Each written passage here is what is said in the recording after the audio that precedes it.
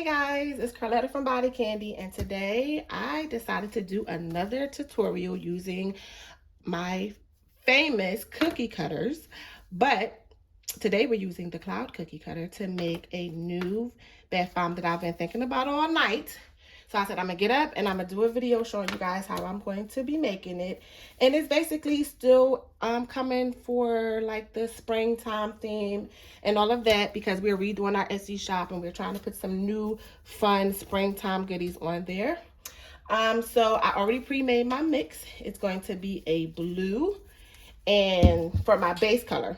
And then my center color is a mixture of the citric acid and the baking soda, but I use like a lime yellow kind of color. I don't even know what they call it. Oh, it's a neon yellow.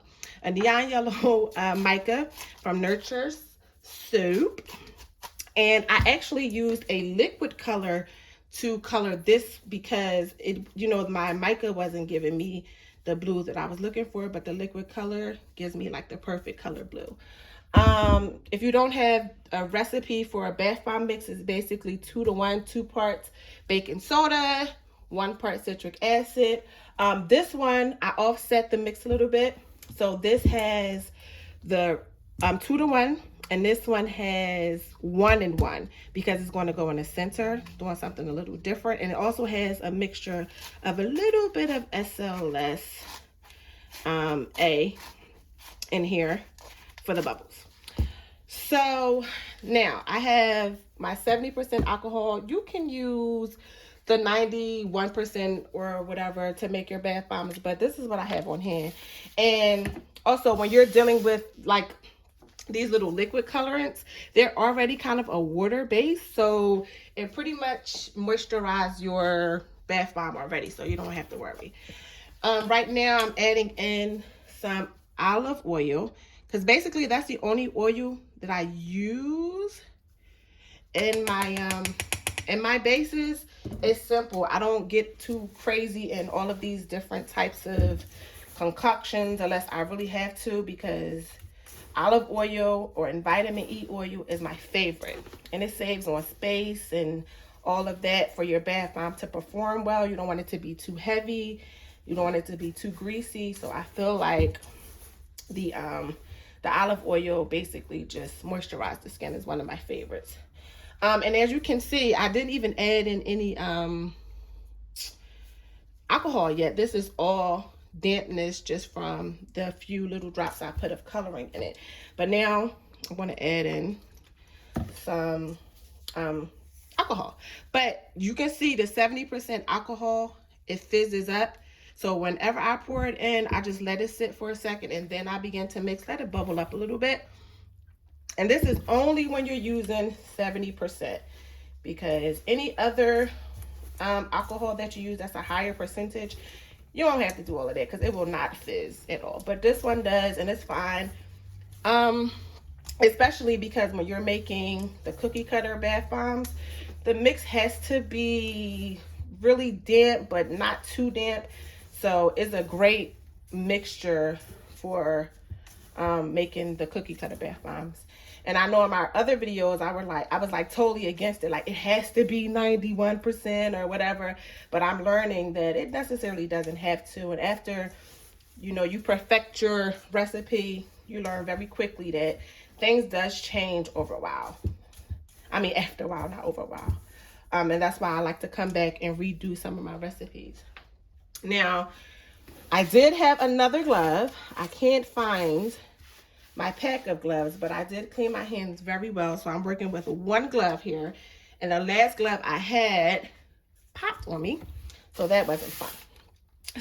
So whenever I'm making my mix, I tend to test it in the water before I get done.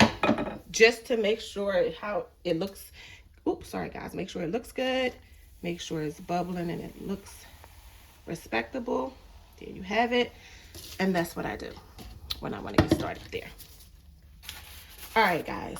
So I'm supposed to be not making a mess, but it looks like it's going to be a messy day. What the heck? All right. So we did the mix, got it all ready. Now I need to do the, what is this? The neon yellow. So I just mix this up easy in a cup. And this, I don't put any oil or anything, no fragrance in it. My blue one is fragrance with Sand and Sea from Country Lane Fragrances. They make some great scents. Like, I am obsessed. I just wish they came in a bigger quantity, but you know, I just buy a few bottles and just double them up myself. So we have this mixed in pretty good. I'm gonna go in, grab it with my hands. Sorry about I'm shaking the camera, y'all. Y'all know I'm still getting back to the root of things. So that's good. All right, so I'm gonna dust off my glove a little bit because I have that neon color on there. And let's get started. Oh my gosh, if I shake this thing one more time. Okay, so I'm gonna start off with blue. Dip it down in there. See, this paper's gonna irk my soul. I see that already, y'all. Some blue in. And like I said, my hands are clean. Guys, don't come for me. And I'm gonna take some of this yellow and put it right there on the bottom, because that's where we want the action. Right at the bottom. We don't need it all over. Just at the bottom. I hope my arm isn't in the way. Okay. And a good amount, because you want it to pop. Ooh. There we go. Press that down. And then we go on to our top layer. Now, I feel like this is going to be such a fun bath bomb because I'm going to decorate it so cute. It's like not even funny. It's going to be decorated so cute with the little bit of, you know, well, it's going to be, the top is definitely going to have like a fizzy bath melt on top, but I'm going to use the fizzy bath melt,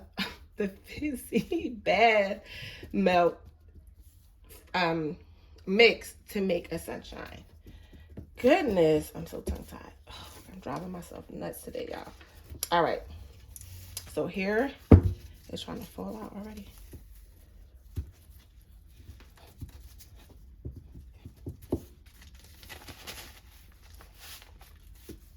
So here is the cloud. So I'm gonna take it. Now, usually I don't do it this way, but because it's getting a little strange over here, I just want to show you guys how I release it. Take it, and I release it. And I just pull it up. Boom. There you have it. Oh, I forgot to show y'all. This was the final design from my other video that I was supposed to show y'all with the little melt and pour heart, bunny and all of that. So I just want to show you guys that. I put that to the side so I can show y'all. But that's my first one I just did. We're going to take this mix, put it right back in here. And don't worry about the extra colors. You mix it right in. It's like it never happened. You will not even notice it. Perfectly fine. Okay. So we're going to start again. You're going to take your mix, get it in there. And it doesn't have to be perfect, clearly, because y'all see this is not perfect at all. I'm like crazy today. And then I just take the bottom yellow and put it down here. Trying my best to keep it where it's supposed to be, which is only down the bottom. And it gives a fun effect. And then add some more blue up the top to cover all of that yellow. And basically, y'all, that's what I'm doing. I'm really excited about the springtime. I don't know if many of you know, well, some of you wouldn't because you're just my YouTube followers, but I had injured my ankle. I tore a ligament in my ankle, and so, you know, I've been out of work, and I've been doing like extensive therapy, trying to get back to my normal self. And it's been really rough, y'all. Like, I was stressed out because I had a lot of work that I wanted to do, and I couldn't complete it because, you know, my foot wasn't ready.